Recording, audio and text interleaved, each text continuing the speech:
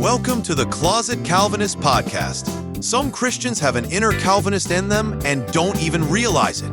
We will try to bring out the inner Calvinist that may be in you out of the closet. Here is your host, Mike G. Welcome back to the Closet Calvinist podcast. This is episode 26. And in this episode, we're addressing a question that often comes up when people begin thinking seriously about the doctrine of election. And the question goes like this. If God really chooses his people, why doesn't he choose them at birth? Why does it appear that God waits until someone reaches adulthood or makes a conscious decision before they are saved? Behind that question is an assumption we need to examine carefully. The assumption is that God's choosing happens in time, that election is triggered by age, maturity, awareness, or human response. But Scripture teaches something very different.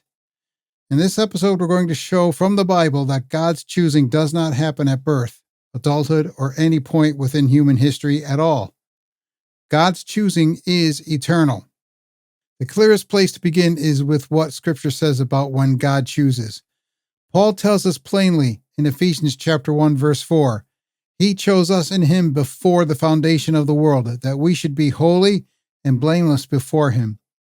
God's choosing did not wait for birth, moral development, adult decision-making, or faith. Election occurred before creation itself. That means God's choice is not a reaction to anything that we do. It is part of his eternal purpose. Salvation unfolds in time. Election does not originate there. Scripture also gives us concrete examples of God's sovereign purpose operating before birth. God says to Jeremiah in Jeremiah chapter 1, verse 5, Before I formed you in the womb, I knew you, and before you were born, I consecrated you. Likewise, the Apostle Paul says in Galatians chapter 1, verse 15, But when he who had set me apart before I was born, and who called me by his grace. Paul was chosen before birth, but converted later in life. That distinction really matters. Election precedes conversion. Always. If there is any remaining uncertainty, Romans 9 removes it completely. Paul writes in Romans chapter 9, verses 11 through 13, Though they were not yet born and had done nothing either good or bad, in order that God's purpose of election might continue, not because of works, but because of him who calls.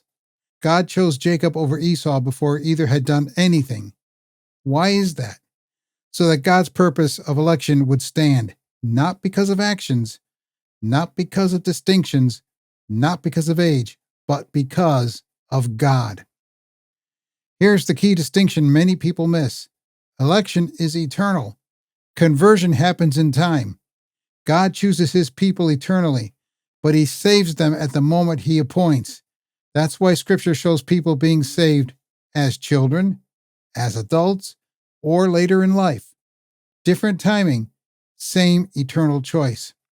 Paul summarizes this order in Romans chapter 8, verse 30. And those whom he predestined, he also called. And those whom he called, he also justified. Predestination comes first.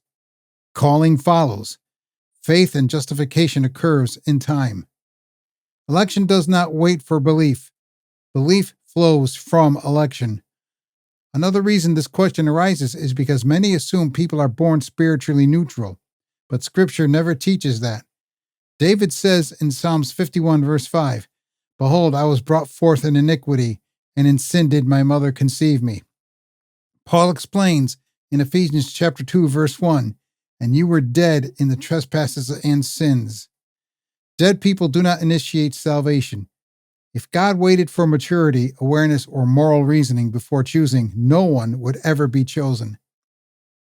Election is necessary precisely because fallen humans cannot choose God on their own. God must act first. And Jesus confirms this order. In John chapter 6, verse 37, he says, All that the Father gives me will come to me. And in John chapter 6, verse 44, No one can come to me unless the Father who sent me draws him. Notice the order. The Father gives. The Father draws. Then the sinner comes.